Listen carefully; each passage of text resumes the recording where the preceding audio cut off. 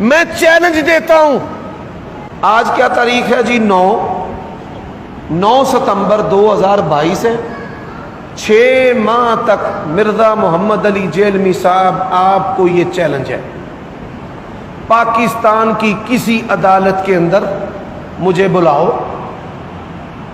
سلف صالحین کی کتابوں میں سے کتاب الجمل یا اس جیسے موضوعات پر لکھی ہوئی اہل السنہ کے ائمہ محدثین کی جو کتابیں ہیں، اگر آپ کی 100% تائید کر دیں، میں 10 لاکھ روپے انعام دوں گا، اور اللہ تعالیٰ کی توفیق سے 10 لاکھ انعام دینے کی میں طاقت رکھتا ہوں۔ ولا حول ولا قوت الا باللہ۔ شخص بات ہماری کروا دے گا، مجھے مرزا صاحب کے پاس لے جائے، انجینئر صاحب کے پاس، میں اکیلا جانے کے لیے تیار ہوں۔ وہ ہمارے پاس آ جائیں، 100 بندہ لے کر آئیں، 1000 لے کر آئیں، 10 لے کر آئیں، ہمارے پاس آ جائیں، آن دی ریکارڈ لائیو چلائیں گے، ریکارڈ بھی کریں گے، فیس بک پہ بھی ڈالیں گے۔ 1 گھنٹہ جو بات کروائے گا اس کو 1 لاکھ روپے نقد انعام دے گا۔ جو شخص مرزا صاحب سے ہماری 1 گھنٹے کی ڈیبیٹ کروا دے، اچھے ماحول میں، کچھ نہیں کہیں گے، لڑیں گے نہیں، ماریں گے نہیں انہیں، ہم دلائل سے بات کریں گے، 1 گھنٹہ 1 لاکھ روپے اس شخص کو ہم انعام دیں گے۔ اب اس سے زیادہ اور کیا ہم کر سکتے ہیں؟ ہم آج بھی دعوت فکر دیتے ہیں، ہم ان کے خیر خواہ ہیں، وہ ہمارے پاس آئیں جب چاہیں۔ 2 لاکھ شیخ صاحب نے فرمایا کہ 1 لاکھ ان کی طرف سے، 2 لاکھ روپے اس شخص کو انعام ملے گا جو صرف 1 گھنٹے کی ڈیبیٹ کروا دے، بٹھا دے گا 1 گھنٹے کے لیے۔ مرزا صاحب راضی ہو جائیں کہ میں 1 گھنٹہ گفتگو کروں گا، 5 منٹ وہ گفتگو کریں، 5 منٹ میں کروں، تو 1 لاکھ میری طرف سے اور 1 لاکھ شیخ صاحب کی طرف سے، 2 لاکھ۔ اب اس سے زیادہ ہم کیا کر سکتے ہیں؟ اتحاد رافضی جو سنیوں کے لبادہ اوڑے ہوئے، یہ جو جہلم میں مرزا جہلمی بیٹھا، آپ اس کو مباہلے کا چیلنج، یہ بڑے مناظرے کے لوگوں کو چیلنج دے رہا، خود ساختہ، من پسند۔ میرا مناظرہ کس سے ہونا چاہیے؟ امام کعبہ سے۔ امام کعبہ نو پہلے پنجابی سکھائیے، پہلے اردو سکھائیں اس کو۔ یہ امام کعبہ سے مناظرہ کرنا چاہتا ہے، یہ اپنی من پسند کے، کبھی کہے گا ساجد میر صاحب سے بات کروں گا، کبھی حافظ سعید صاحب سے بات کروں گا، دیوبندیوں میں سے طارق مسعود صاحب، اپنے من پسند جو لوگ ہیں جس کا پتہ کہ ان کے ساتھ اس کا بیٹھنا ممکن نہیں۔ اور تو مناظروں کو چھوڑ، آج بھی تجھے احسان الہی ظہیر کے بیٹے چیلنج کرتے ہیں مباہلے کا۔ اگر تو یہ سمجھتا ہے کوئی صحابی بے ایمان تھا یا کوئی صحابی جہنم میں جائے گا، مباہلے کا چیلنج ہے، جب تک زندہ سامنے آ کے کیا کہے گا آپ کو پتہ ہے؟ اور مباہلہ نبیوں کے لیے ہوتا ہے، اور تو جھوٹا ہے۔ اگر نبیوں کے لیے ہوتا تجھے کرنے میں کیا مسئلہ ہے؟ تو کر لے ہمارے ساتھ مباہلہ، جھوٹ کا جھوٹ اور دودھ کا دودھ اور پانی کا پانی سارا واضح ہو جائے، تو مباہلہ کر لے، تجھے کیا مسئلہ ہے؟ مباہلے میں تو صرف یہی کہنا نا کہ جھوٹے کے اوپر اللہ کی لعنت ہو، جھوٹا سچے کی زندگی میں عبرت ناک موت مر جائے، تو اس بات سے کیوں فرار ہوتا ہے؟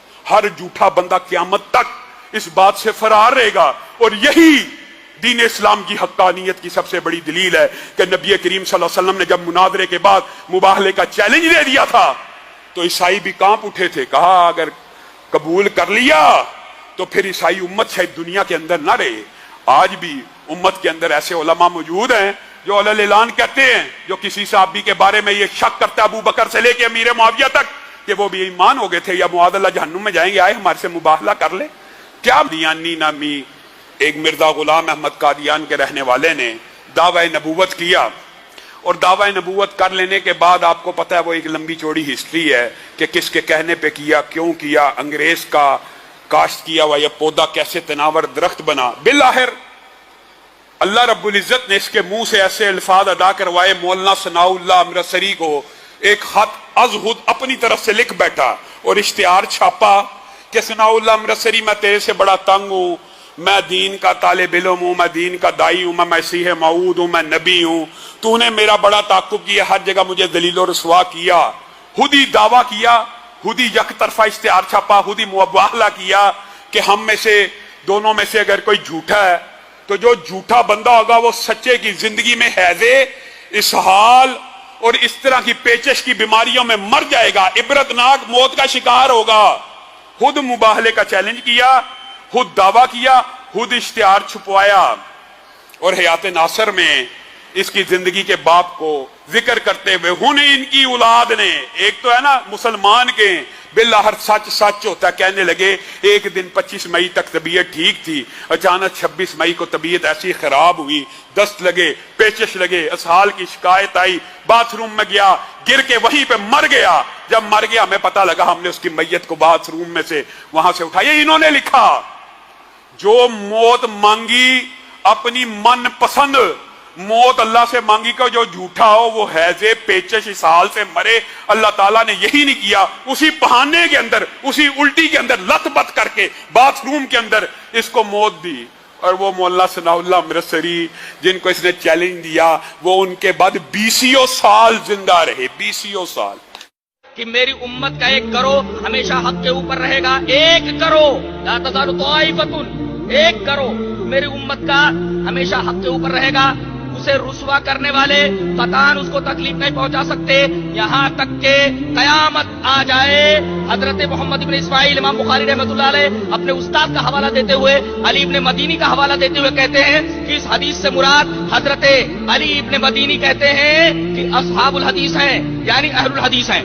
इमाम बुखारी रहमतुल्लाह अलैह ने यह बताया कि वो करो जो कयामत तक मेरी उम्मत के अंदर रहेगा, मेरे जमाने से लेकर के ता क़याम क़यामत, जबकि सूरज मशरिक से न निकल करके मगरिब की तरफ से निकले उस वक्त तक 1 करोड़ रहेगा, हमेशा हक के ऊपर कायम रहेगा और उसे रुसवा करने वाले कोई तकलीफ नहीं पहुंचा सकते, कोई जरर नहीं पहुंचा सकते। अली इब्न मदीनी का हवाला देते हुए इमाम बुखारी रहमतुल्लाह अलैह ने फरमाया कि हम असहाबुल हदीस, वो असहाबुल हदीस हैं। असहाबुल हदीस और अहलुल हदीस दोनों का मतलब है